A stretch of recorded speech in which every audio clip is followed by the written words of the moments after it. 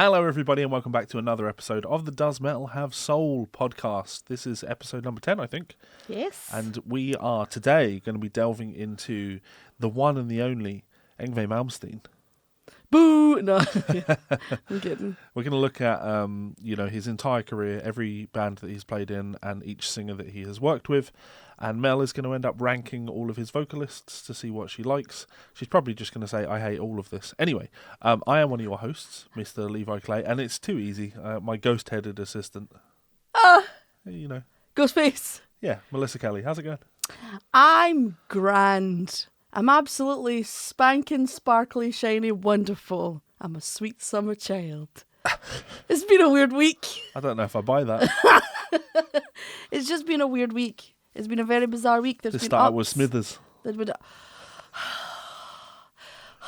Are we really? Yeah, of course.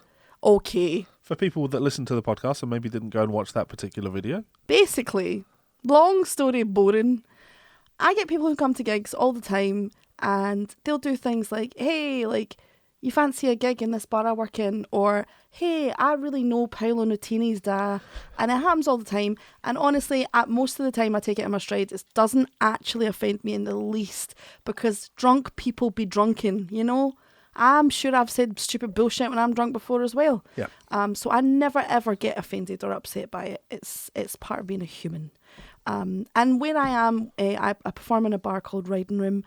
It's an LGBTQI bar. It's mostly cabaret, but proper vaudeville style cabaret, not sort of just shit singing. And it's mostly regulars that come to my gig on the Wednesday night because it's a Wednesday night, it's a residency, it happens every week. And we always say the same to the newcomers is everybody's welcome, even if you're heterosexual, you're also welcome. You might be a guest, but you're still absolutely invited. We get a lot of straight couples as well. It's really good fun. Anyway, one of them basically said, hey kid, you want to be on the West End? It was just one of those times where somebody told a massive, massive lie and doubled down on it. Yeah, rather than just holding your hands up and saying, look, I was really drunk last night and I said some silly things. I thought you were amazing and I just wanted to talk to you. And rather than just talking to you like a normal person, I lied and made you all these promises because I thought that made me more interesting. Instead of doing that, he was like, oh, better block her. Which is just, this is the thing, I'm just a human. I'm just a human in a hat trying to get through the day. And if anyone, literally anyone, you could have smacked my mother. And if you came up to me and went, Melissa, I slapped your mother. I'm so sorry, but she did call me a cunt beforehand. And she also ran over my cat. Do you know what I would say? Fair, I would have slapped her as well. Yeah. But we did hear back from Smithers. We did. And I got that weird thing because I know you used to make Rage Time videos. Yeah. It's not something that I ever want to do for any length of time. I made the video because I thought it'd be a funny thing to talk about and interesting at the same time. He did get back to me. He was very apologetic. This was after blocking you. This was after blocking me. He was very apologetic. He talked about the fact that his grandfather had passed, and that he got very drunk. And I've had people in my life die, but I've never felt like, oh, this person that I really cared about has died. You know what I'm going to do? I'm going to go and lie to strangers. Well, the thing is, I went back to him because, again, I'm not a dickhead, despite what some people might think. And I just went, listen, it's totally fine. I accept your apology. I'm actually only asking for you to think really hard about what you did and how devastating it could be to someone who doesn't know what you're doing. And people are not toys. And you might have came into a gay bar with the intention of looking at it like it's a fucking zoo, but it's not. The people in here might wear wigs, but they're all real people, and it's not fair. And he very much took it on the chin at that point, but I also did say to him, I do think your apology is cynically motivated. You wouldn't have apologised to me had I not made a video. He could have apologised to you the next day, I said. And as I said to him, I was like, I'm not looking for an apology. You don't need to apologise to me. It's beyond cynically motivated because I was just waiting for his inevitable, can you take the video down now, please? Well, he didn't ask for that. That will come. I said to him, I was like, listen, I don't need an apology. I want you to not do it. You might have dealt with a million people in bars that tell you lies in order to get close to you, but if there's one thing I've dealt with, it's people that I've made a video about and drawn attention to the fact that they're a scumbag, and it always comes. Please, can you take it down now, please? Well, I mean, here's the thing. No one cares. My channel's fairly small. And I'm okay with that. It's growing all the time. Subscribe. Yeah, you better. If you're watching this and you're not subscribed, no, you don't have to. But like, I try my best. I'm just a little guy trying to get through the day. I made a little video that I thought would be funny, and some of my favourite commenters did find it really funny, and that's really what I wanted. So yes. Yeah. But it's just one of those weeks where you're like, come on, people. Come on. If an asteroid is due to hit us, the least we should do is like behave like we like each other for a little bit. Yeah, it's definitely been a bit of a miserable week for music, but we can find people all over the world that enjoy the content that we make. We want to keep making this podcast, and the best way for us to do that is for you guys to support it, and you can do that financially, but you can also do it by silly things like signing up for that piano free trial, or just sharing it and stuff. Like I'm not here being like, if you don't give me £500, I don't know why I suddenly became Motorhead, but I did. But yeah, just sharing it like somewhere that your friends will like it, and they'll also be like, it's like a pyramid scheme. If one of you share it, then 3 of you share it. Yeah, it's tragic, really, because I'm very rarely dejected by the music industry because my internet side of things is successful enough that local failure doesn't actually matter all that much. Sure. I think the thing that I always say to young people when they come rushing up to me excited and, I want to be a musician and I want to do this and I think it's really cool and I love this artist and, and I love that for them and I do still feel like that and I'll hold on to that till the day I die. But I do say to them, be sure that music is something that runs within you like the middle of a stick of rock. The words are music. Be sure that is the case, because that's the only thing that will keep you warm on weeks like this week, which sounds so dark and sounds so terrible, but you need to know I'm not digging trenches. I'm a very happy person. But, on weeks like this, you just need to go, okay, why did I do this again? It would be nice to be financially compensated for the things that you enjoy doing and are very good at. It would be nice to know that tomorrow we're not going to have to make phone calls and potentially take venues to small claims courts for not paying invoices. You know what I mean? Yeah. Every career path in the world, I think, has its own static and has its own problems. And I'm sure all of you out there that are not musicians do plenty of stuff every day where you're fighting with managers or not being paid enough or not being appreciated. Thank you, capitalism. But I think music sometimes is one of the stickier ones, just purely because it's built on the idea. Music's an international language that we all speak, and it's something we all share in and we all love to a certain degree. And it's unfortunately, there's music and there's business. Yeah. And the business thing has become so much more important than the music part. We saw that, we shared a post, both of us shared a post days apart on social media of that musician from Edinburgh. Sorry, I totally shouted that.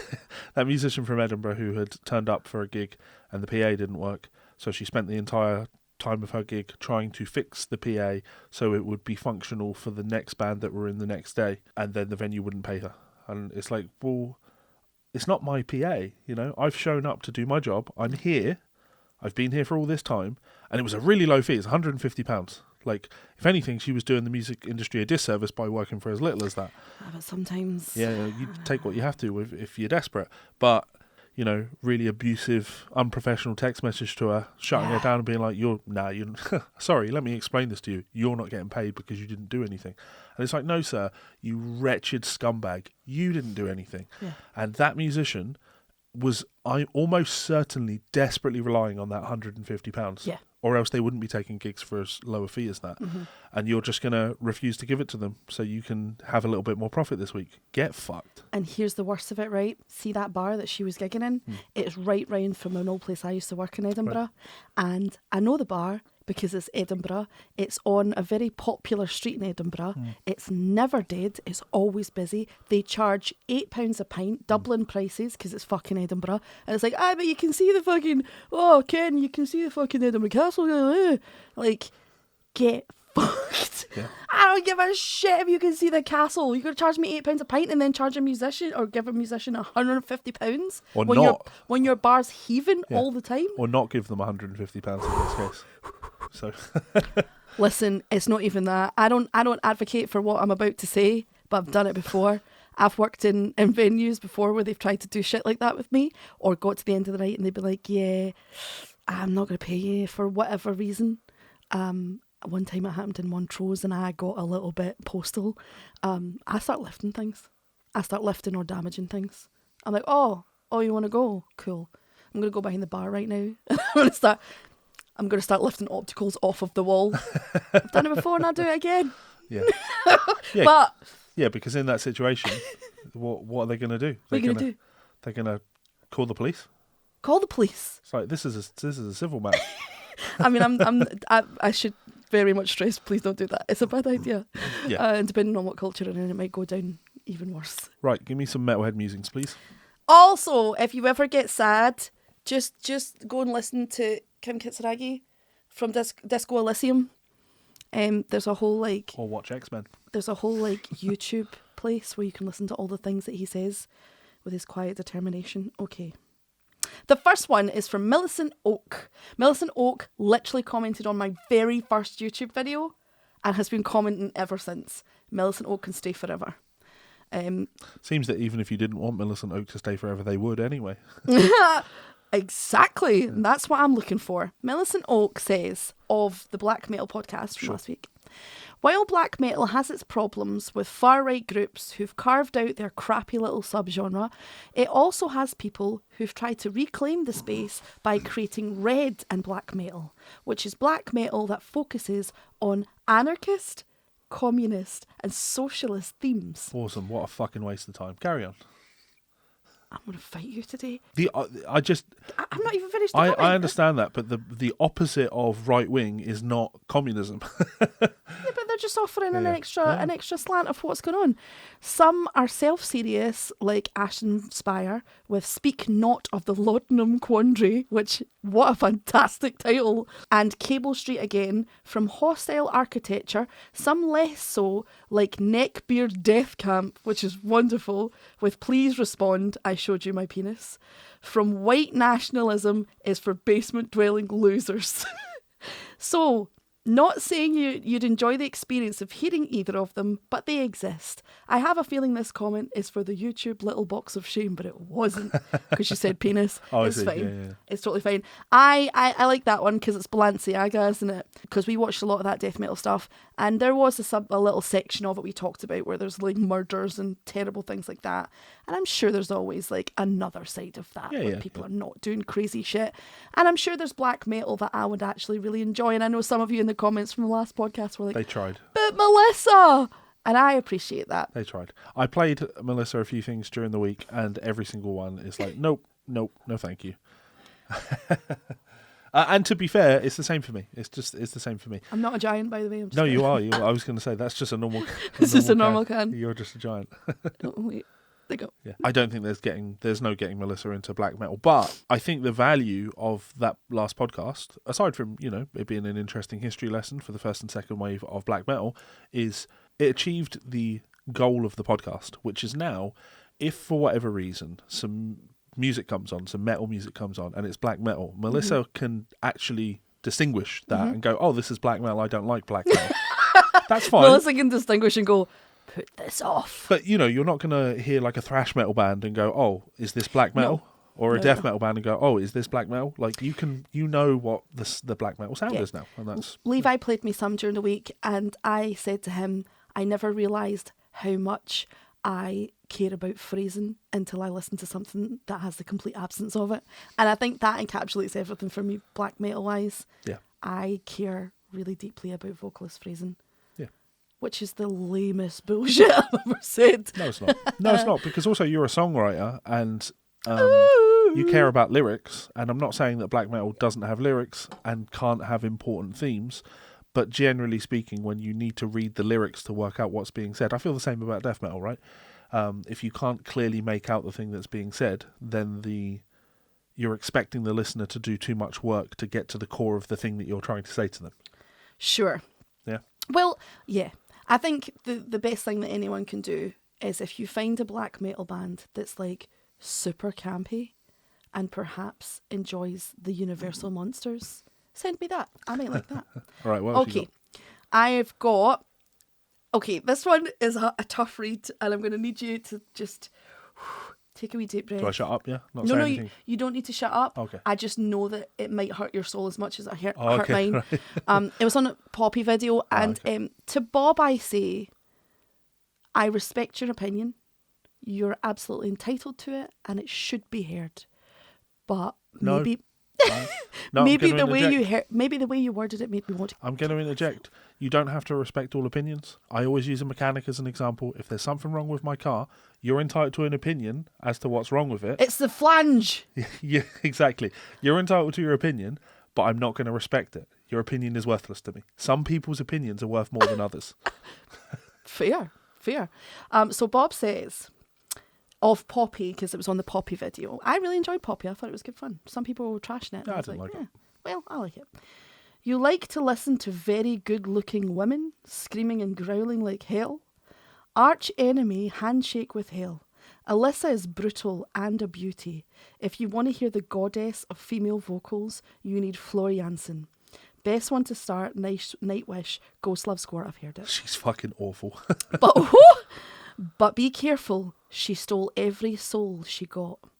By the way, must see for unbelievable female vocalists, and then a little list.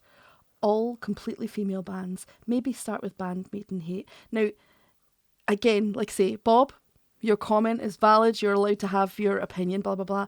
I think for me, it was just like, no, that's not what I said in the video. I didn't say that I want to exclusively hear very good looking women or only women that are considered goddesses. In fact, quite the opposite. If someone said, and I call it the James Corden effect, because like when I see certain vocalists dependent, and it's genderless, when I see certain vocalists and people are like, oh my God, they're fucking amazing, I look at them and I go, okay, but if they look like James Corden, would they still feel the same way? And if the answer is no, then I'm like, well then I'm out. I want to have talent. The sad part is, you know, we talk about, and actually we are going to be talking about women in the metal industry as one of our news stories. Yes. So maybe, is there another Metalhead after this? Or I had a really short one. Okay, it's a bit silly. Right. I was going to segue straight into it, but yeah, we'll come back to that then. So the thing for me, we've talked about it a lot in the podcast and just sort of in general.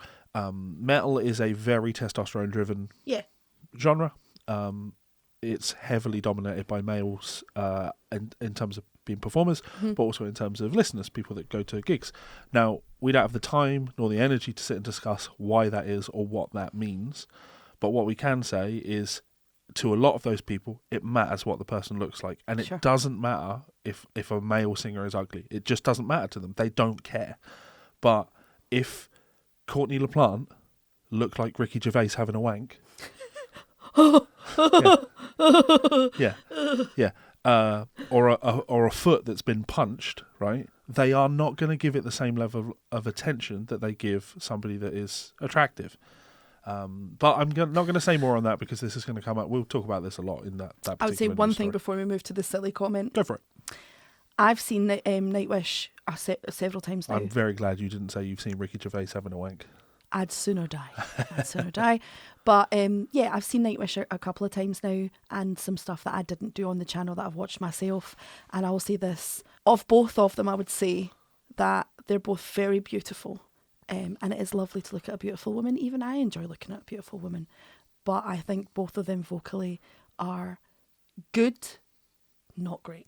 Yeah. And people talk about them to me as if I will have my mind blown. I'll never understand singing again. I'll be a new person. And every time I've watched it, I'll be like, this is good. It's not great. Well, I value the opinion of somebody that could come to me and talk about female metal singers and say, hey, Levi, you should check out this female singer from this band. She sounds amazing, but she looks like a foot. Like we can do in the soul scene, right? Nina Simone looks like a foot. Bless her, but she's a talented bastard, so we don't mind. She's fantastic. Yeah. She's got a great voice, a unique voice. She's a great piano player. And just because of these things, the rest of it doesn't matter. It just doesn't matter. But in metal, it seems to matter. Yeah. So if somebody wants to come to me and point out some of these female metal vocalists that look like a foot, then... We'll circle back to it at some point. I think it was actually Frog that sent me a recommendation that I think I did do it on the channel, and it was a very beautiful black woman, and she wasn't particularly thin. She was a little bit chunky, and I thought she was really beautiful, but she was certainly not your traditionally good-looking Floor Jansen paper white, you know. She was fucking great. She was fantastic. And I was Yeah. like, oh. I should be clear. I'm not saying that those examples don't exist, but you will see a direct correlation between the levels of success that these people experience in the music industry. There's a reason I can't remember her name, because she's not mentioned to me all the time. You know what I'm saying? Okay, give me a funny one. I have one silly one, and it's not even that funny. It gave me a wee titter, because do you remember Imperial Triumphant? I do, yes. The worst band in the whole world, who I respect wholeheartedly. I do respect them. Frog and a couple others have sent me videos of other stuff they do, and they care deeply about what they do. But and I feel a little bit guilty, but someone commented on the Imperial video of me just being like, I hate it. That's an old video. I know. Yeah. And they said, they also laughed at Stravinsky once. And I was like, you're right, sir, they did. And I wasn't laughing at them, I was hating it. Oh dear. Yeah, that's a funny comment, and of course very healthy that you can take a comment like that and respond to it with a good nature, charm. And you're just God, like, yeah. you know, but you can say things like that, and fans of the band don't get upset. I've said it so many times. Stop getting so upset when somebody doesn't like a thing you like. That's fine. It's totally fine. Levi doesn't like most of the things I like. Yeah. He bought Penny Dreadful. If I'm going to call you out, about that. I'm going to call you out on the pod. He bought the entire seasons, so all the series of Penny Dreadful, which is a TV series that's very close to my heart, and he's watched like 3 episodes of it, and every time we watch it, he's on his phone the entire time, and it's clear that he wants to peel his own skin off like a tangerine and run out into traffic. And you know what? But I take no objection to watching it because it makes you happy. I know, but it's fine. It doesn't bother me that you don't like it, because I still fucking love it. You want to do some news? Yeah! All right, here we go. Okay. Ghost, is it Frater Imperator? Yeah, adjusts to life away from the spotlight of the band in the band's latest lore drop. So this was the previous Papa, right? Yeah. Yes. So they're releasing content as though he's still a person, and how he is coping to life without the band. So, yes, this was just more high drama. But you know the thing is, right? Create a story. You don't just have to. Yeah. Ghost aren't for me, but I respect, like, they're trying to create a story. That's fucking cool as shit. Yeah. But also, I want Tobias to shut his fucking mouth and stop being in interviews, because the more I see of him as a real person, the more I don't like him. Yeah. No, that's not true. He said a couple of things where I'm like, oh girl, shut your fucking mouth. Me and Birdseye were talking about it as well. Yeah, I like it. I love the grandiose presenting and revealing of things. I think it's so cool. If you're going to make art, make fucking art. Yeah, because you can go and see a million bands who stand up and they're like, hey guys, we're going to play you our songs. But there is something undeniably cool about seeing a band like Ghost, where it's like, oh, you know, we're going to go and experience the story tonight. We're going to go and witness the show. Because it's like a musical or a play, or, you know, even something silly like a wrestling show. It's Speaking of tours that nobody should be going to, Marilyn Manson has announced US and European tour dates. I like the boldness of announcing a tour when you've been cancelled. Oh, girl. With the accusations that have come out against you. And they don't seem to have... Yeah, they've not even commented on that in the article. Marilyn Manson's just announced a whole slew of US and European tour dates in support of his latest record, One Assassination Under God, Chapter 1. Tour kicks off on August 7th at Buffalo Chip in Sturgis and wraps up later on November 30th. No support acts have yet been announced. Do people not remember? I mean, they say the internet never forgets. I do think they do sometimes, or they just kind of don't care anymore. I think the thing with Marilyn Manson is it's like he was also a product of his time, much like Linkin Park. And whilst I don't think he had some like good tunes, I'm sure. I didn't really listen to him, if I'm honest. We'll get there. Oh god. But the thing is it so good that it needs a world tour? I don't know. Yeah, he was a big deal. Okay. On the alternative scene, he was like one of the biggest on the actual the kind of goth alternative scene. All I remember is that at one point he was married to Dita Von Teese. He was. And the girl from Scream, and I'm like, how did you, guy from the Wonder Years, manage to get some of the most beautiful women ever? Yeah. How? So the top comment on this article is, remember when his former bandmates tried to help cancel him?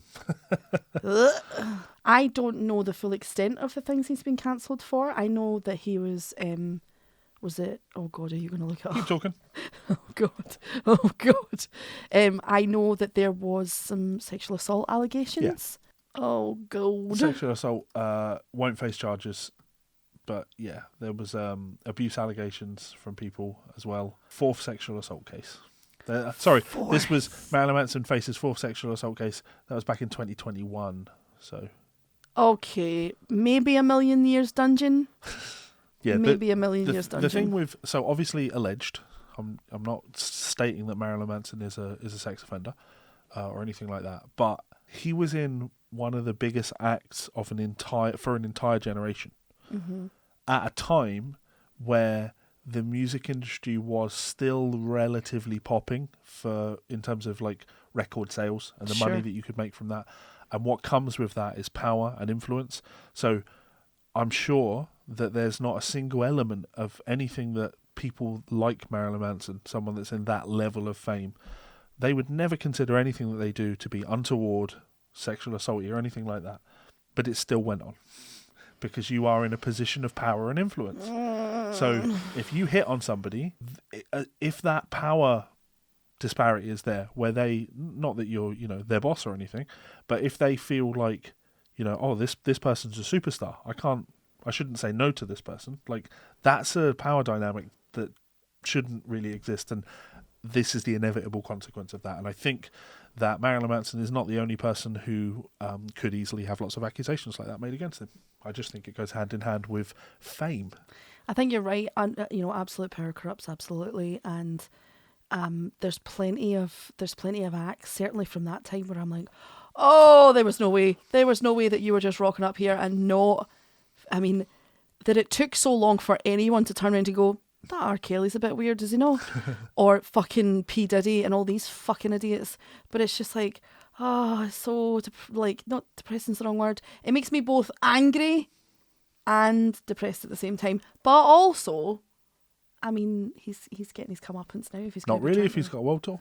A million years dungeon. Yeah. The other weird thing about these things is, like, I can't imagine us putting on a show and it being well attended. I'll stop there. No, let's imagine we're doing a show, right? And it's a well-attended show. Okay. I can't imagine the mindset that you have to have, the lack of reality that you have to have somebody as part of your crew where it's their job to wander around in the audience and find people that you'd want to have sex with. Kill me dead. And that, as a role in bands like this, is just an accepted role.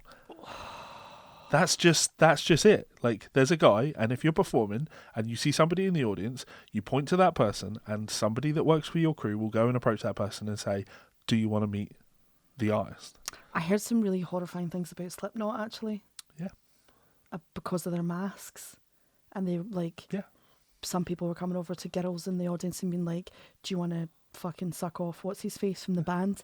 And it's just a roadie with one of their masks on. Yeah. And I'm not saying that, like, absolute power. It's just, and I don't know. It's hard as well because, like, who knows, like, the age of these people who are involved in these things compared to the people who are there, and the people involved as far as going and looking for girls and all that kind of stuff. It's all just really, really gross. And yeah, it's people who became musicians to be famous and to be rich and to be powerful. Become a fucking politician, you cuntitudinous fucktard. Yeah, well, on the one hand, I hear what you're saying, but on the other hand, if Slipknot had done that, we wouldn't have those 3 great albums that they made and almost the 4th one. All I'm saying is, because it stops after that. Sure, if something comes out about Jonathan Davis, I'm done. I'm done. It will almost certainly be there because Korn are a huge deal, and the level of, I like Jonathan Davis, though. And I'm not saying that he's done anything wrong. I know I'm already getting upset a minute. Yeah, I'm not saying that he's done anything wrong. I just think that it's 2025. Mm-hmm. If we went back 20 years as a fly on the wall and looked at the situations, the way people conducted themselves then, I think we would look at it and go, oh. Yeah. Yeah. Is what it is. So, final story. Yes. Lizzie Hale and Christina Scabbia speak up on perception of women in metal. Hey, naked, show us what you got. So women rock.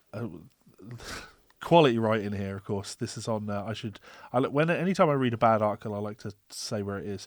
This is on Ultimate Guitar. Women rock and metal are in a better position than ever before. Just top tier. Yeah, just well done, Charles Dickens. All it would take, sir, is like 1 second to proofread, and you'd it's go. Also, we live in the age of AI and Grammarly. What the fuck are you doing if you can't write? Yeah. You literally don't even need to write this. You should, but Yeah, so I'll try it again. So women, and I'm going to add in, women in rock and metal are in a better position than ever before. And while there are still people out there who irrationally dislike them, there's a far better scene than it used to be. Back in the day, women playing the harsher genres were derided as inferior or treated as a joke, even if they had a lot to offer, sometimes more than the men. I don't know that they were treated as a joke. I'd say novelty. Sure. We've talked about it before. Like, it's a female-fronted band. There's a novelty to that. Spotify recently hosted a Women in Metal roundtable featuring Hailstorm leader Lizzie Hale, Lacuna Coil vocalist Christina Scabbia, and Spirit Box frontwoman Courtney LaPlante. And it's interesting that they went with Lizzie and Christina and they didn't use Courtney's name in the... Yeah, she's really big, surely. Yeah, bigger than... Oh, well, Lizzie Hale's definitely very, very big, actually. Anyway, opened up on the past challenges, revealing she was often given ill advice to abandon her brother drummer, RJ Hale, as the rest of her and the rest of her band to begin a career in pop. Now, I think that's perfectly reasonable business advice. Lizzie Hale is the singer for Hailstorm. Her brother is the drummer. Mm-hmm. I think it's perfectly reasonable business advice to say you could be much more successful if you move this over to pop. That's an accurate statement. She probably would have been more successful if she moved over to pop. It's also advice. You don't have to take it. Yeah, exactly. So I don't take issue with somebody giving advice like that. Anyway, I fought very hard not to have a solo career despite everyone wanting me to. I remember being 16 in the clubs and all these men were like, lose your brother, lose the band, lose your buddies, you should be in pop. Why are you into metal? Why are you into hard rock? Because this music spoke to us. During the interview, Christina also recalled her own difficulties, noting that she'd received awful comments from some audience members. When I started with the band, it was at the end of the 90s, and there weren't so many metal bands with a female in the lineup. I remember that many times I was going on stage and there was always that guy that would be like, hey, naked, show us what you've got. Like, that's not language. Hey, naked, show us what you've got. Yeah. It was always interesting to see the change along with the set that I could convince that person at least to shut up and witness that I was able to do my job. I just like top comment on this one. Okay. So, remember when Christina was on the cover for Revolver's Hottest Chicks in Metal? Pepperidge Farm remembers. I'm leaving. I'm done. I've had enough of this shit. Yeah. Okay, here's the thing. Do you want to go? Go what? I'm leaving, yeah. It No, was you that was leaving. Do you want to comment first? No, you go. It's very hard for me to see Christina in anything that is, let's be fair, pastel pink Instagram feminism, when essentially she built her career on the fact that she was a hot woman fronting a metal band. Now, I'm not saying she's wrong for doing that. And as I said the last time, whatever you have to do to compete, but you need to remember that as you go along and help other women up the ladder behind you. You don't kick the ladder out from behind you, continue to perpetuate a strange stereotype about yourself because it benefits you, and then do Instagram feminism to me, bitch. And it's also just the fact that, like, I really like Courtney LaPlante, for instance. I haven't heard Lizzie Hale before, and I do think that these sort of roundtable things are always interesting to watch, but also we're looking at 3 very good-looking women, all thin, all of at least white passing, and it's just like, I'm done with this kind of feminism. I'm done with it. And that's someone who did feminism for years. I know who Simone Beauvoir is, and I know real things, and I did real things for black, fat, poor women who wouldn't have been involved in the conversation. And when I see stuff like this, it fucks me off, because it's like, poor fucking you in your able-bodiedness. I'm so sorry you were sexualized, but what is it for the rest of us fucking troglodytes down the bottom. How bad do you think it is for us? How many times do you think I've been told, oh, Melissa, you're too fat for this, girl. You're ugly. You're fat, you're ugly.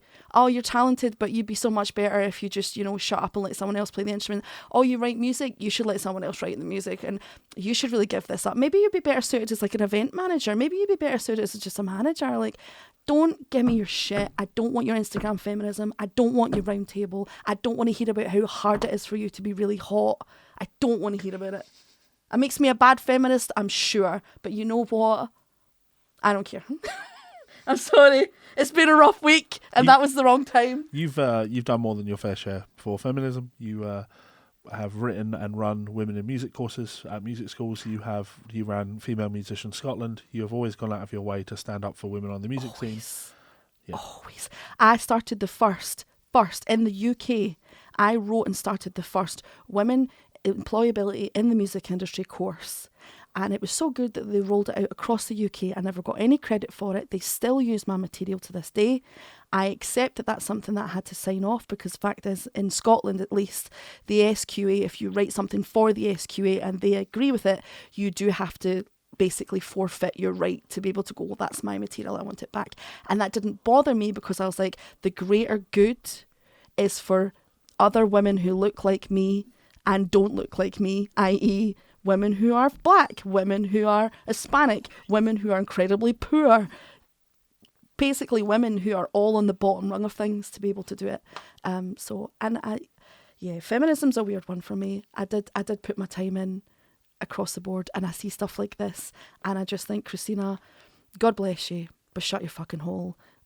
If you build your career on the back of it, you've got to do something in the end up. If I were in a position where tomorrow I could click my fingers and become the ideal look for like a band and become really famous off the back of it, would I do it? Absolutely. But you know what I'd do immediately after?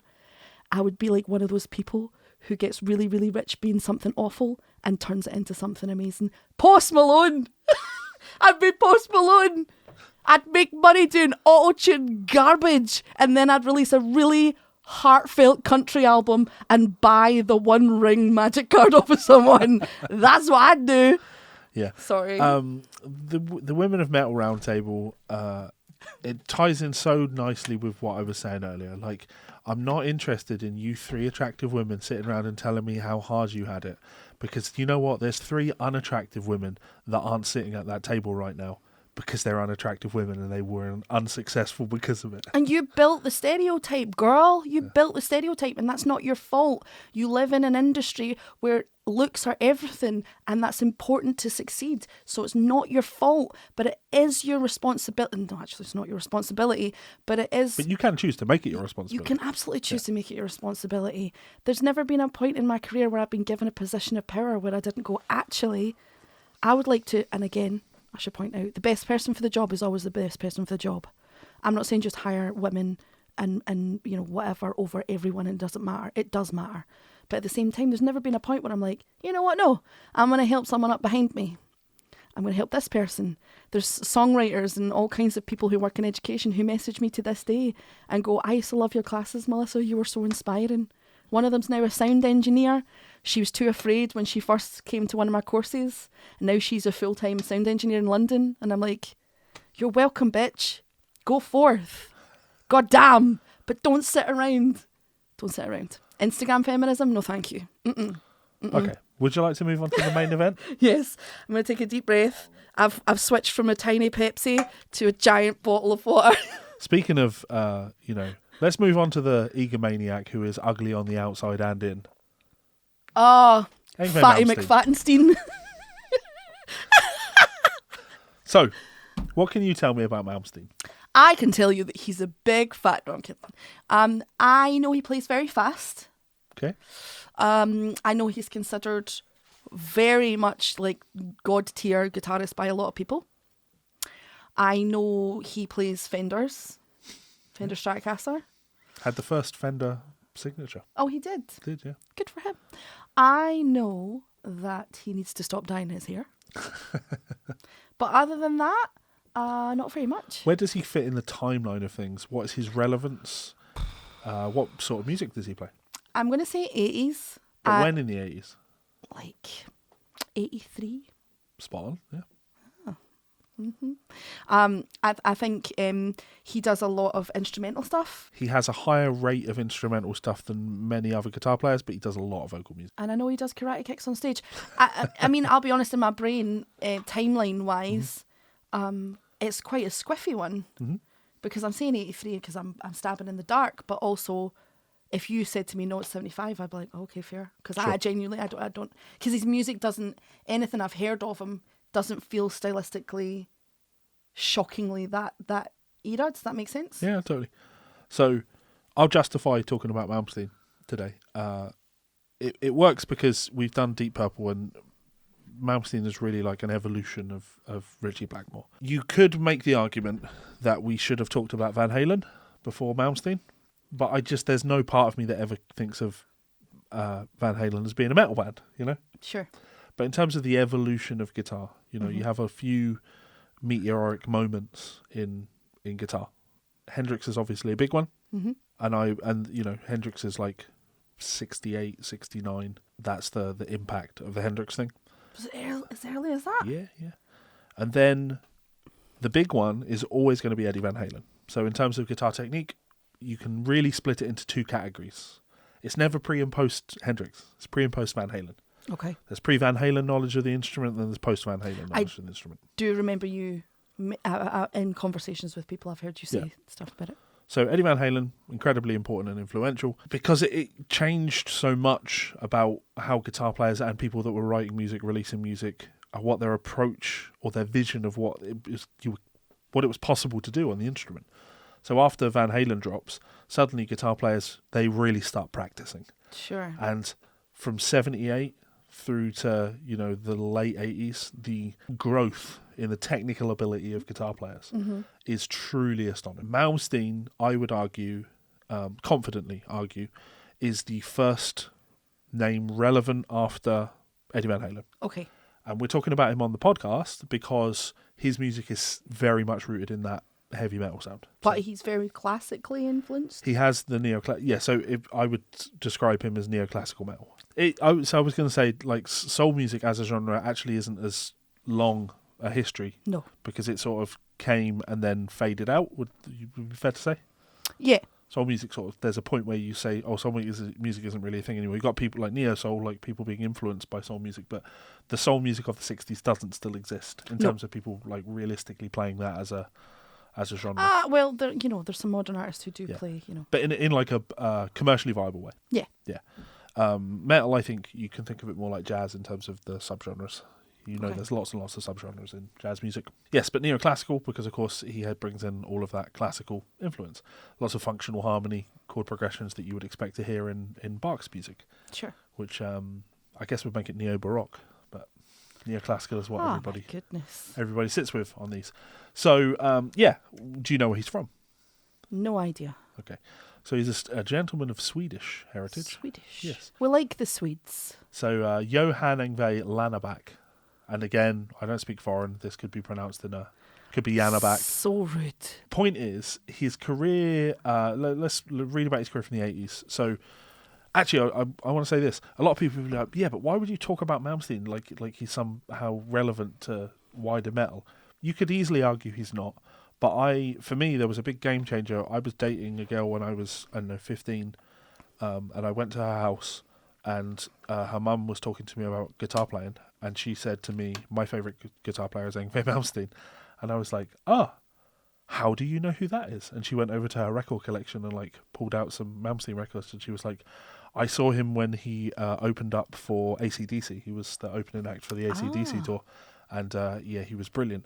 And it just makes you sort of go, oh, yeah, he was actually doing two things. He was pushing technical boundaries, but he was also trying to make commercially viable music, hence, having a singer. Anyway, so let's read. So from the late 1970s, Malmsteen played in local bands, sometimes together with future Talisman bassist Marcel Jacob, Europe bassist Jean Leven, and architect Eero, who knows. They recorded various demos and a single for CBS Records, but nothing was officially released from this era until the 2002 releases of Rising Force Birth of the Sun and Malmsteen's own Genesis album. here's the important part. So in early 1982, Mike Varney of Shrapnel Records first heard Malmsteen's music through record store owner Bill Buckard, who played him a demo tape of Malmsteen's early work, likely the 1978 Powerhouse demo, recorded when Yngwie was 15. Later in 82, Malmsteen sent to Varney an untitled demo recording as a submission from Varney's Guitar Player magazine column. Now, this is a legendary thing. The Guitar Player column that Mike Varney wrote for a long time. He used that as a way to find countless incredible guitar players from all over the world, and he had his own record label, Shrapnel Records, and he would find these young talents, and he would put out records with these young talents. So Malmsteen's really the first name, but after that you have guys like Vinnie Moore and Tony McAlpine and Paul Gilbert and Richie Kotzen. It just goes on and on and on. They all came through that Shrapnel thing, and for guys like myself, growing up, Shrapnel Records was like, that was our record label. That was like, if Shrapnel put something out, it's worth listening to. Sure. Really as simple as that. So very, very, very, very cool. For whatever reason, my camera just decided it didn't want to stay looking at me. So let's bring me. So in 1983, Varney brought Malmsteen to the United States to play on the recording of Shrapnel recording artist Steeler, also featuring singer Ron Keel and bassist Rick Fox for its self-titled album. So he came over to the States to record for the band Steeler. So we're going to be starting out today with the band Steeler. Okay. Talking about Steeler. So they're not a big band by any stretch of the imagination. Just give you a little bit of information. Original lineup, Ron Keel. Essentially what happened is they put out this first album. There were major personality clashes between Malmsteen and everyone else in the band. Because of course, because Malmsteen. Yeah. In fact, actually, I think this is in here. Let's have a look. Hang on. See, that's the weird thing. Of all the things I do know about him, I also do know from several people saying that he's a nightmare. Yes. Like, that's something that comes along with not knowing who he is. When someone says, "Oh, what do you know about him?" Most people all know that he's a nightmare. For me, it's like you were young, 17, 18, living in Sweden, and somebody flew you over to America, a record label, to make music. They put you in a band and were like, right, we're going to make something of this. And you had the ego to be like, I'm better than everyone in this band. They're not to my standards. At that age, like, to me, that's such a strong indication that there was something wrong with you as a human. There's something wrong with your person. That's like a personality disorder where you think you're that hot shit. Now, of course, I'm not a fan of him as a person, but I respect everything he's done so much. And for me, he's such a great example of people like to throw around the word arrogant. To me, arrogant isn't always the case if you are as good as you think you are. And Malmsteen actually is as good as he thinks he is, which makes it so much more annoying, doesn't it? When somebody's very arrogant about their abilities, but they can back it up. Yes and no. Because like there's artists who are definitely like, Prince was quite arrogant. Like, Prince would sit there in interviews and he'd be like, "Yep, well, I'm just a really fantastic songwriter.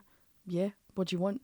And I always found it very endearing because he was always on fire in all of these interviews. Yeah. But So there was a review published for the album in Bernard Doe for Metal Forces wrote, "Not a classic album by any means. In fact, if it wasn't for Yngwie's talents, then this would just be plain average.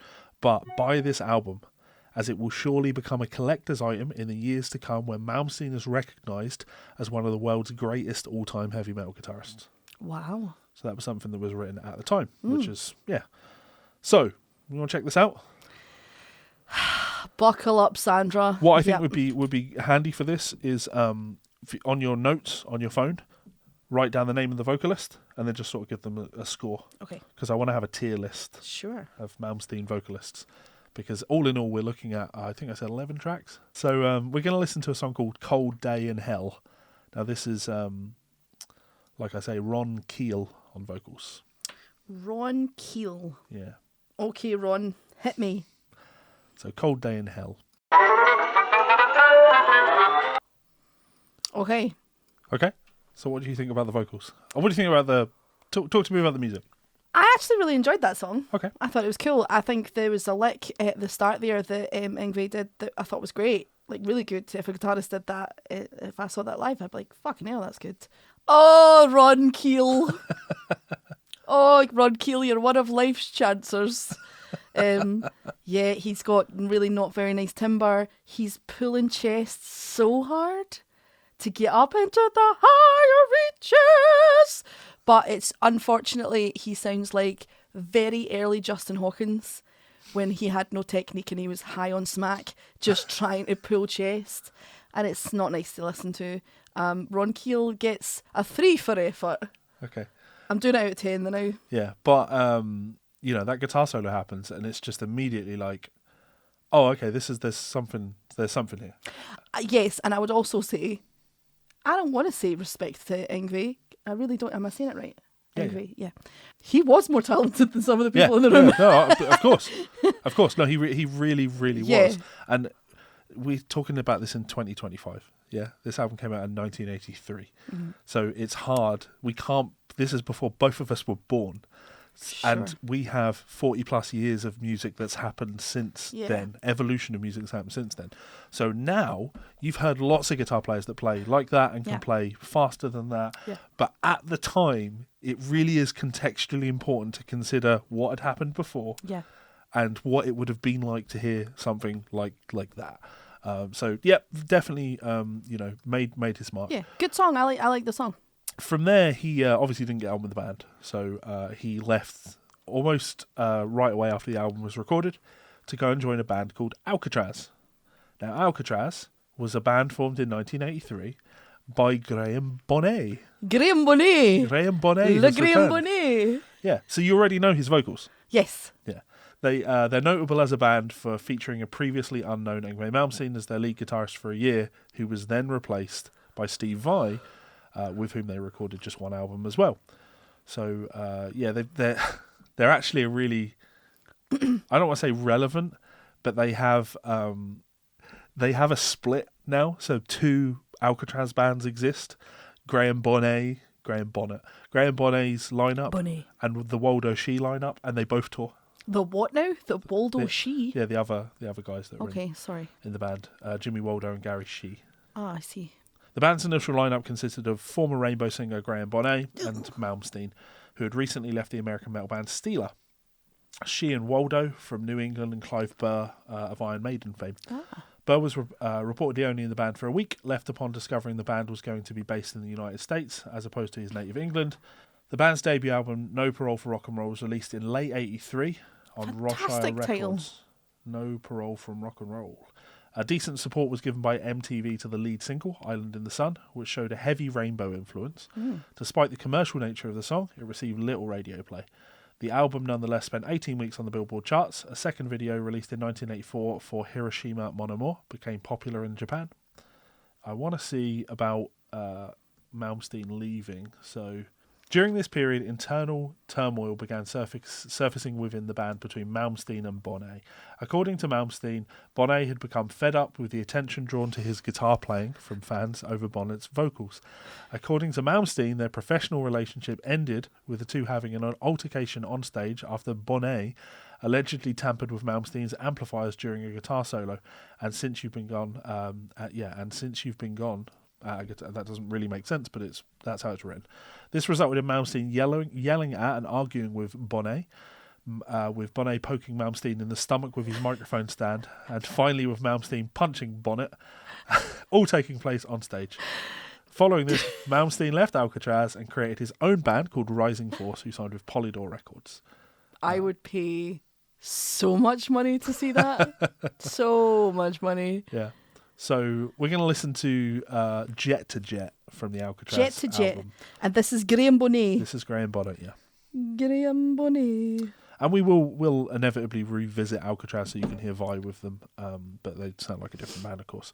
So, yeah, when listening to this, I'd be interested to hear your thoughts on if there's any sort of change in direction, production. Can you hear Malmsteen's, instantly recognisable sound that he brings to things, etc. Here we go. Now, before you do vocals, his fucking guitar playing is just so good. He plays with such a fire It's like you can hear excitement in his playing. I think he has some of the best vibrato in the business. Some of those big slides up to bends sound like a vocalist doing like the... I was going to say one of them did sound like it. I thought it was Graham Boney. Yeah. It all sounds very much better put together than Steeler. It sounds very it's better produced, it's better mixed. It sounds more like the choices, and again, we didn't hear a lot of Steeler, so I don't know about the influences for YNGWIE. So Cold Day in Hell is a Rick Keel penned tune. There's only one tune on that album that was co-written by Malmsteen. Okay, so Malmsteen's playing feels more classical based now than in Steeler. It felt very much like what we're used to. It was a rock song that he played on. Yeah. Whereas this feels very much like, oh no, this was classical elements and like that big bit in the middle that was like do do do do. There was some organ in the background. It felt much faster. It just felt like altogether a more balanced track. And if people wanted to make the argument that this isn't heavy metal, this is like hard rock, yeah, I see where you're coming from. Sure. There's definitely the tone of the rhythm guitar is definitely one that I feel like I've heard a lot of from very American produced bands. Does this remind you influence-wise of any of the other things that we've listened to on the podcast though? Like, can you see where this has come from is what I'm asking. So what year is this? This is 83. I definitely think there's Iron Maiden elements in there, a tiny bit. I feel like it's hard because like I don't want to tar every singer who chooses to sing higher with Judas Priest, but at the same time, Graham Boney was singing fucking crazy high there, and you could tell that it was not effortless, but he was easily up there, and handling it like a pro. I think you're missing the obvious. So who did Graham Boney sing with before this? Oh, Rainbow. Yeah, and who was the guitarist in Rainbow? Oh, Richie Blackmore. And what was his band before that? Deep Purple. I hate that I know all of this. But it's you're demonstrating good knowledge on that. When I ask the questions, you know the answers to it. And to me, Alcatraz sound like a jumped up version of Deep Purple, and to a slightly lesser degree Rainbow, because Richie Blackmore was Malmsteen's hero. He dressed like Richie Blackmore. He plays a Strat like Richie Blackmore. Richie Blackmore scalloped his frets. Malmsteen took deeper scallops to his frets. Obviously, Malmsteen's playing is Richie Blackmore with everything turned up to 10. Sure. Because he's a far superior guitar player. You can, if you want to in the comments tell me that he's not as good a songwriter, that's fine. I'm not going to argue with you on that one. I didn't say he was a better songwriter. Lots of people are a better songwriter than Richie Blackmore. No, but Malmsteen, if you want to say Richie Blackmore was a better songwriter than Malmsteen, I see. I wouldn't argue with you on that. That's perfectly fine. But in terms of like guitar playing prowess, Malmsteen he's great. He really is. Like you can't listen to him and say anything other than, oh wow, he can really play. Yeah. And you have to, I think, when you hear this in the metal thing, you have to hear that and go, huh. Imagine how a 14-year-old boy that played guitar would react when he heard that. Sure. Like, he is going to go and practice his ass off. Yeah. So the influence that Malmsteen had would absolutely have been huge. Unfortunately, the only thing bigger than his guitar playing was his ego. Of course. So he left Alcatraz, as we know, and he went off and did his own thing. So he did. It was initially a band. It was the band was called Rising Force. But over time, it just sort of became YNGWIE Malmsteen's Rising Force, and it was considered a solo album. Like Richie Blackmore's Rainbow. Like Richie Blackmore's Rainbow, or Ozzy Osbourne's band Blizzard of Oz, which just became Ozzy Osbourne. Rising Force is the first studio album by guitarist YNGWIE Malmsteen, released in late '84 through Polydor Records. What was your score for Graham Boney? I gave Graham Boney a 9. That's pretty solid. Because it's fabulous. Like, there's a lot of singers who try and do that very high Judas Priesty, like Rob Halford style of singing, and a lot of them can't pull it off, and it's not because they maybe don't have the technique, but also you have to have tone to get up there, so that when you do get up there, the sound is rich, it's a circle, it's not just this shrieking noise. And I do think Graham Boney has got wonderful timbre. What I thought listening to his vocals on that it reminded me just how old this recording is, because obviously it's not fabulously recorded. No. And obviously there's no pitch correction on there. And there's lots of parts in there where I'm like, oh, you're really shaky on that. You are pushing yourself to your absolute limit of what you are capable of doing, and you're not quite there with it. But it's there's a raw, like, honest aspect to that, and it's kind of cool. Yeah, he was definitely, like, towards the end of that when he get up to the crazy high part, he's getting to that's why I was like, it's not effortless. He's getting to the upper echelons of his actual range, but he sounds like he's handling it pretty well. So, back to Rising Force. So this was originally planned as an instrumental side project for his then current band Alcatraz, but due to singer Jeff Scott Soto's appearance on the album, Malmsteen opted to release it as a solo album. Now, Jeff Scott Soto only sings on like 3 tunes. I think it's 3 tunes on the album. It received a nomination for Best Rock Instrumental Performance at the 86 Grammy Awards. The album is regarded as a landmark release in the shred and neo-classical metal genres. So, definitely a well-regarded album. So Jeff Scott Soto is the next singer, Jeff Scott Soto. Great vocalist, really, really great vocalist. I would have preferred to have taken one of the tracks from the second album that he did with Musing called Marching Out, but that one's not on Spotify. Ah, okay, so, wow. Yeah, don't know why, but that one's not on Spotify. So we're going to listen to, I went with As Above, So Below. Okay. I think Now Your Ships Are Burned would probably be the vocal track that people would think of from this album as a bit of an iconic track, but I think the vocals are better on this. Okay. So, yeah, this is As Above, So Below from YNGWIE MALMSTEEN's Rising Force album. Sounds like this. Get the idea. What is this 8-bit thing they had behind I listened to it and I'd never noticed it before, but like being able to hear it very clearly, it's like, oh, that's a questionable... like a synthy tone rather than you'd expect like a more like an organy sound or maybe like a harpsichord sound, which is what he would go with. But like a real bit crushed. Yeah, really. I like that one less. Okay. Although I love the theatrics of having full fucking harpsichord style organy thing at the start, which is fully. YNGWIE MALMSTEEN is the Phantom of the Opera, but he's the Phantom of the KFC. He's the Phantom of the KFC. He's in the bowels of KFC with a chicken grease burn on his face. How do we feel about Jeff Scott Soto, though? I think he's good. Uh-huh. I think his top end is a little bit thin. His timber's not anything to write home about, but I still think he's a good singer. Mm-hmm. So I'm going to give him like a solid 7. I feel that, for me, I could be totally wrong on this, Jeff Scott Soto feels like he has a lot more technique to what he's doing. Yeah. Whereas Graham Bonnet feels more like he's just going for it. So that's what I should say with the marks I'm giving.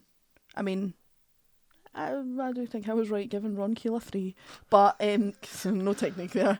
But it's not always based on technique. Sometimes you hear singers and you're like, holy shit. Yeah, sometimes a singer has bad technique, but you still would want to listen to them. I want to listen to Ozzy Osbourne. Yeah. He has terrible technique. Christina Aguilera has the worst technique I've ever seen a singer who's lasted as long as she has.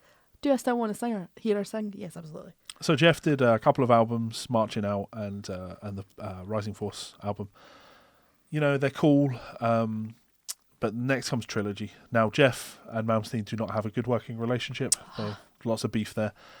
Trilogy is my favourite Malmsteen album. Mm-hmm. Trilogy is the first studio album by Malmsteen to feature lead singer Mark Bowles, who briefly replaced Jeff Scott Soto after his departure from Malmsteen's band in 1985. However, Soto was again the lead singer during the album's supporting tour between 86 and 87. So, you know, doesn't that just scream of you got into a massive fight, you left, then Malmsteen got somebody else to record the vocals, and then suddenly you're like, oh, I'd like to maybe come back. You kick poor Mark Bowles out, and then again you're briefly there for a couple of years before you fuck off somewhere else. Iconic album cover for me. It's he's got a Strat in his hand. Oh, okay, I was literally about to be like, who is this woman? Is she Sarah Connor? It's like, yeah, no, that's Malmsteen, because that's what he would wear on stage, and he'd do silly poses like that. Sarah Connor, yes. This cover is fucking stupid. I love it. I love that for you. Yeah. We're going to listen to the track Liar off of this album. Okay, This is Mark Bowles, yeah. There's a lot of great songs on this album. This is not one of them. No, I think that this is... There's a lot of very commercial tracks on this album. Okay. Like Heaven Tonight is on this album. Uh-huh. Queen Is In Love is on this album. And they are very sickly sweet. Mm-hmm. whereas Liar still has a lot of that rock attitude. For anyone watching, my pick would be Magic Mirror off of this album. This is a cool one because Malmsteen's detuned. He's in drop D flat for that, which you don't hear in play detuned very often. So that's a really cool one, but vocally it's not all that cool. Right. So Liar, we're going to go with Liar. Cool. So, ready? Yep. Right, thoughts on Liar? I really like that one. YNGWIE MALMSTEEN plays as though he is going to be shot at the end of his solo. Yeah, like he's desperately running out of time. Like he's like, oh my god, this is my last time. Yeah, I need to get it all in. I think that Mark Bowles is fantastic. Okay. I don't think he's better than Graham Bonet for panache, but he's got like a really wonderful timbre. And he's got a little bit of that Dio vibrato as well, which I'm always into. I in all honesty, I feel that you've given Graham Bonet way too high a score. Do you think? It's obviously for me. I'm going to drop Graham down to an 8. Yeah, for me, like I say, fair. Graham has a very unrefined characteristic to what he does. And it's like, you could take those performances, you could add a little bit of tuning to them, or, obviously get him to record until you got the perfect takes. And I think they would be better. But everyone else, well, Jeff Scott Soto and Mark Bowles, we'll ignore Ron Keel. Ron Keel was dreadful. These guys, they're singers. These guys have technique. They know what they're doing. Yeah, I don't think I'm going to give Mark Bowles an 8. I don't think technique's everything. Sure. And I do think technique's really important. But there's just some singers out here who don't necessarily. Bon Scott had no fucking technique, but was wonderful to listen to.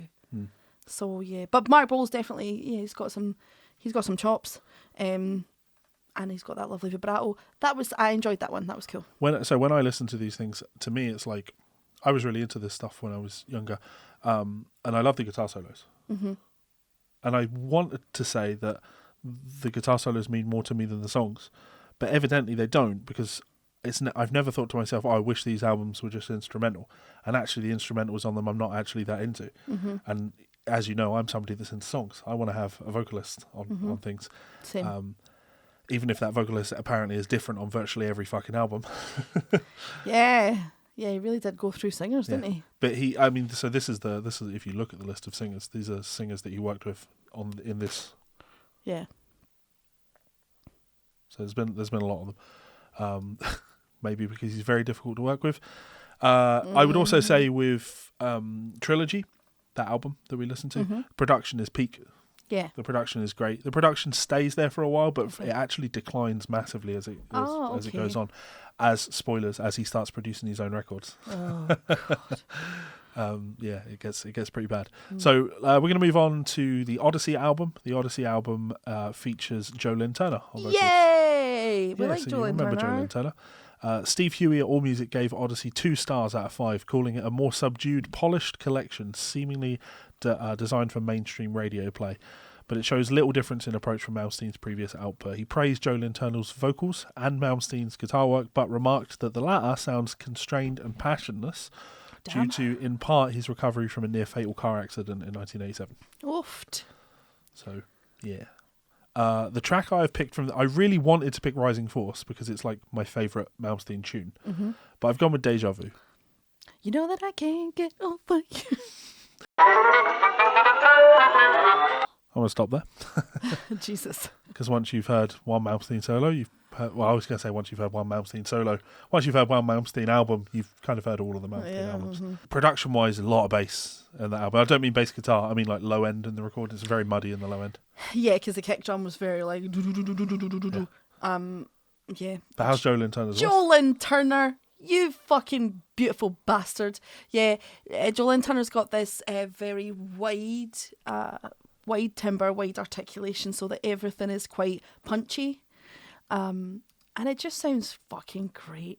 It's just shit you can't teach, unfortunately. Because he's got his vibrato's quite subtle. I think Jolyn Turner's not got, compared to the others, I should say. But again, he's just got this wonderful, like, bass, heavy, wide, lovely, rich timbre. So how do you rate him? Gonna give him a 9, huh? So he's your favourite of the Malmsteen singers? Yeah. Cool. From there, we're going to move on to the album Eclipse. So for Eclipse, we have Goran Edman on vocals. What a great name, Goran Edman. Now, I don't know this vocalist from anything, so I've gone to his Wikipedia, and under his discography, check this, right? He was with the band Madison, John Norum, YNGWIE MALMSTEEN, Glory, Brazen Abbott, Street Talk, Snake Charmer, Johansson, Rheingold, Karma, Nicolo Kotzev, Benny Hansen. That's Car Mechanics, but with a really wild spelling, which I appreciate. Crossfade, Xavier, Richard Anderson, Time Requiem, Coroner Edmund, Jace Landberg, Vindictive, Signal Regis, Jeff, Stratosphere, Dockers Guild, Marin, Covered Cool, Headless, the senior management, and he's done all these guest appearances. Wow. So that is somebody with a fucking extensive discography, but he has essentially no Wikipedia page. Wow. So yeah. That's, I mean, it's a shame because like he obviously has worked on a hell of a lot of shit. Also, my phone has corrected his name to Grown Demanded. So that's how he shall be known going forth. So Steve Huey at AllMusic gave Eclipse 3.5 stars out of 5, describing it as sounding like a holding pattern. Malmsteen turns in a competent set of neoclassical rockers that achieve radio-ready status better than much of the material on Odyssey, but there isn't anything that sounds new here. I would say one more thing before we quickly Go for move on. The lyricism in Deja Vu was pish. That is all, thank you. How did you feel about the lyrics in Liar? Can you remember them? That felt like a grudge song. Yeah. It felt like Malmsteen had somebody maybe tried or demanded writing credit from him or something like that. I mean, also the fact that the song that we're now going to listen to is called Judas. Yeah. I can fully see that stupid fat bastard just be like, Judas! You didn't pray for me on the Lord's Day, which is my day. So for everything up to this point, I've always seen it through to the guitar solo, but I'm going to drop that now, so we're not here all day. But what a bizarre note to go to at the end of the fucking chorus. That's mental. He's fucking Grown Demanded is too far back in the mix of that. He is, yeah. Sweet Jesus. Yeah. There's points where it's like, oh, yep, you've just been drowned out there, mate. Never mind, your contribution was well thought of. Yeah, he sounds good. For what I could hear, he sounds good. He also threw in some like melisma licks where I'm like, oh, beg your pardon. Yeah, good. From what I could hear. Yeah. Which bad mix. Bad fucking mix. I'm telling you, they only get worse from here. Oh, Christ. Yeah. Well, I'm going to give Grown Demanded a 7. Uh-huh. He sounded good. He sounded like he had some chops. And, you know, the note that they gave him for the end of the chorus was just a wild decision. I support it, and he handled it gracefully. We are going to jump to Seventh Sign now. Now, Seventh Sign, quite popular, reached number 11 on the Swedish albums chart, number 47 on the Swiss albums chart. Guitar World placed it number 46 on their super unknown 50 iconic albums that defined 1994. Steve Huey at AllMusic gave Seventh Sign 3 out of 5 stars, saying that Malmsteen's extensive use of wah pedal in the style of Jimi Hendrix makes the album necessary for Malmsteen fans, even though his more neoclassical work, solos and instrumentals, etc., seem less inspired here. He also heavily criticised the power ballad Prisoner of Your Love, calling it downright embarrassing. Damn! And the vocalist on this is Michael Viscera. Michael. Again, I'm looking through his list of credits. Obsession, Theatre, Loudness, YNGWIE MALMSTEEN, the Mike Viscera Project, Roland Grapow, Killing Machine, Dr. Sin, The Reign of Terror, Palace of Black, Safe Heaven, Dr. Sin, Obsession, Stygia, Obsession again. Yeah, lots of bands. Damn. Worked with lots and lots of bands. Oh no, it says Kiko Schrader. You just see the word Kiko, you're like, oh, it must be Kiko Loureiro. Disney Super Guitar. He is on the Disney Super Guitar album, yeah. Wow. Yeah. So yes, on this album, we're going to just listen to Seventh Sign. Okay. Sounds like this. The fact that the last line before you press pause was the blind leading the blind was absolutely correct. Fuck a luck a ding dong. So. That was mixed by someone who had boxing gloves on and earmuffs. Not good. Not even a little bit good. No. Also, Michael Visceral. Bless you. I don't mind his vocals. Yeah, well, I was going to say. He's got like a lot of score he's gone, in it, right? wah, wah, wah. When you're changing every single, like every word, you're putting a W in the word so you can go up into that stupid fucking No Michael Visceral, enough. So that sounds like he gets quite a bad score. No, because he still had a good voice. Yeah. He's getting a 5. Okay. After that, we're going to jump to the album Facing the Animal. This has a guy named Mats Levin on vocals. Mats Levin, yeah. I know his vocals because he was the vocalist for a period in the band Advance. I thought you were going to be like, I know his dad. No. He sang in the band Advance, who I quite enjoy. Uh-huh. Not my favourite vocalist that sang in Advance, but yeah, again, just a whole host of bands that he played with. He was with Candlemass for a while. He filled in with Firewind. So it seems that like being a session singer in metal vocals, power metal influenced vocals, is definitely viable or was viable during that period. And we are going to be listening to the song Braveheart, but I just want to get to it on Wikipedia so you can know a little bit more about it. Facing the Animal. So who's this on the front cover? Who is this on the front cover? That's Fatstein. Go on. Yeah. Got to suck it in. He doesn't like donuts, man. Yeah. Although credited to Malmsteen, Air on a Theme is an arrangement of the second movement of Antonio Vivaldi's Piccolo Concerto in C major. So, taking stuff from other people. It features one of drummer Cozy Powell's last performances before his death. There's nothing really to say about this album, to be completely honest.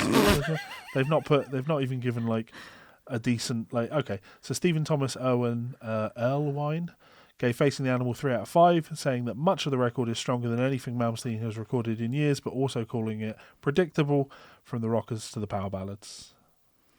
Okay. So Mats Levin singing, we're going with Braveheart.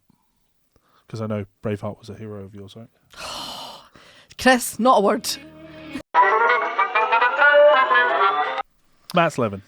Yeah, good.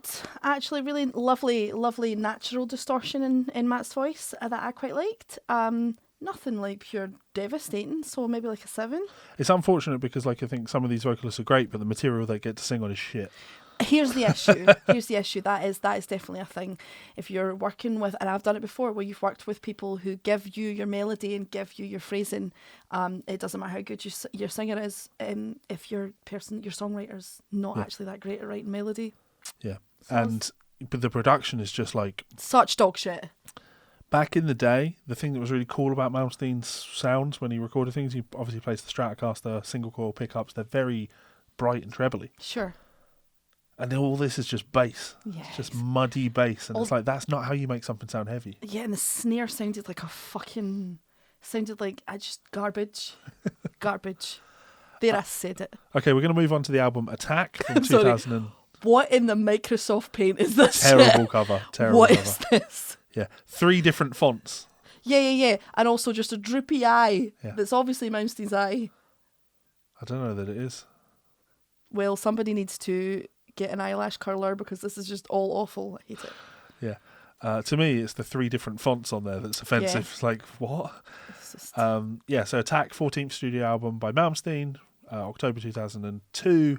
Album's the first to feature singer Dougie White. Dougie White! Giselle! We're going to be listening to the album, from the track Attack from the album Attack. I didn't like that song, not even a little bit. But, Dougie sounded great. I don't think he sounded as good as he should have sounded, because the mix was bad anyway. But he gets 7, but he gets another 1 for being Scottish. So he gets an 8. So Dougie White is as good as Mark Bowles, you crazy bitch. Actually, you're right. Take that down. Sorry, Dougie. Dougie. We're almost there. So next up we have Damnation Game from the album Perpetual Flame. How do you feel about the cover for this? I think this looks like a bargain basement masturbatory aid for fucking 60-year-old women who read stories about pirates. It's fucking garbage. I think YNGWIE's biggest issue in his career, as someone who is not successful, I would say, is that he thinks he's the smartest person in the room at all times. And the problem with thinking you're the smartest person in the room at all times is that your records end up sounding like dog shit. Yeah. This features Ripper Owens, Tim Ripper Owens. Tim Ripper Owens. Of ex-Judas Priest fame and Iced Earth. So he's a great vocalist. He's one of the all-time great metal vocalists. Okay. But unfortunately, he's singing on a Malmsteen album in 2008. So you get what you get. Oh, Christ. Damn it, Tim. This is Damnation Game. Too much bass again. Too much bass. Yeah, he's great. He's great. I think I'll give Tim an 8, but I'm also going to drop Doogie back down to a 6. Sorry, Doogie. The more I think about it... By the end of this, Doogie's going to be a 4. No, listen. If at any given day you can look yourself in the mirror and go, at least I'm not as bad as Ron Keel, you know you did well. Well, to finish this shit sandwich off, on the album Parabellum, Malmsteen sings all the tracks. So holy hell. You might be bumping Ron Keel up in a second. Right, okay. Fatty's up next. Oh, God. So this is Where's the album cover for this, sorry? It's not even on Wikipedia. Oh, okay. So, just so we're clear, Malmsteen thinks he looks like a weird crossover of Steve Tyler and Johnny Depp. When in actual fact, he looks like that weird uncle. Honestly, the pouting, come on, man. Yeah. You've got black candy floss for hair and you're pouting. Steven Seagal is asking you for tips on how to condition and you're ignoring all of them. I can't. Okay, ready? Yes. This better be good. It's so much better than you think. Mm-hmm. So Lawrence Lanabach is the drum machine programmed by Malmsteen himself on this. So he programmed the drum machine. Right. I assume played bass because he plays bass on most of these records. Okay. Plays guitar. Okay. Probably played keyboards. Right. And is singing. So this is a 100% solo outfit. Fantastic. And auto-tuned to fuck. Yes, auto-tuned. It's so painfully obvious. It's little things that you don't think you realise until you've studied this stuff for as long as we have. But vocals are never that in tune with each other. No. Harmonies don't sound like that when singers do them. No, they don't. But when you snap them to pitch, they sound exactly like that. Yeah, it's a giant three-headed Frankenstein. And I think that Malmsteen is incredibly talented. And some of his... Malmsteen was incredibly talented. Sure. And some of his early solos, they sounded so feverishly wonderful. And, as someone who doesn't enjoy listening to long guitar solos because I fucking heard it, even I think they're great. And that's not something I say lightly. Levi will tell you. But the vocals were what I would expect of someone who believes himself to be the smartest person in the room. They were brutally uninspired. They've no tone to them, no technique, and they've been tuned. And it's like, cool, well, you're right. You've not had to hire anyone that you think is not as talented as you. But again, you've just ended up with a big massacre of a song. And the lyrics were dog shit. Can't you foresee me and see it as see me? Like, fuck off. Like, don't be if you are the smartest person in the room, you better find some smarter people to hang out with. Because it's... So how do you rate him? I'm giving... At least Ron Keel had more panache. Fatty gets a 2. And he only really gets one of those for Moxie. There's a lot of people who have described Malmsteen as a deuce over the years, so... He's a big tolly. He's the pinnacle of a number 2. He's a big tolly. Very talented. I enjoyed some of the earlier stuff. I think the Jolene Turner stuff was fantastic. So Malmsteen's best vocalist you have as? Jolene Turner. Yeah. Followed by Graham Bonet and Mark Bowles. Yeah. With high ranking for Jeff Scott Soto. Yeah. Ron Keel, bin. Michael Visceral, marginal bin. Poor Dougie White just keeps getting knocked. Shouldn't you knock him down to a 5 at this point? No, Dougie, you get a 6. You would have been a 5, but you're Scottish, so you always get one more for that. I think his vocals were good. His material, he was on shit material. I was literally about to say that. You're only as good as the material you've been given. I worked as a session singer once, and some of the stuff I was given was so fucking bad. So bad. So I get it. I do understand. But that's us. That is the Does Metal Have Soul podcast. What do you guys think of YNGWIE MALMSTEEN? What do you think of the neoclassical metal thing? Can you make any recommendations of neoclassical metal? For Mel, obviously, I have stuck strictly to Malmsteen. There's much better neoclassical recordings that I can recommend than that power metal, which is another thing that would come up with music like this. Neoclassical, but also very much power metal-y aspect to it. What are we doing next week? I will decide during the week. Fuck. I like the surprise and to tell people. Yeah. Some things we're probably going to have to start talking about thrash. So, like Metallica or Slayer, possibly. Okay. All right. So, next week, thrash. Sound off in the comments below. Hit that subscribe button. And until next week. Suck a bag of Richards. Bye. I will never die, 'cause I will fly to the other side.